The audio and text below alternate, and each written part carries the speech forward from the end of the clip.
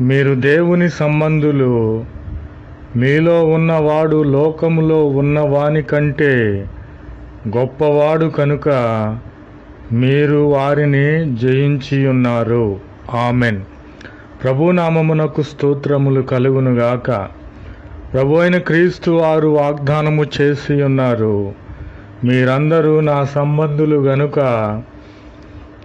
మీలో నేనున్నాను కనుక లోకములో సైతానున్నది, వానికంటే మీలో ఉన్న నేను గొప్పవానిని కనుక ఆ సైతానును మీరు జయించి ఉన్నారని ప్రభువైన క్రీస్తు వారు వాగ్దానము చేసి ఉన్నారు.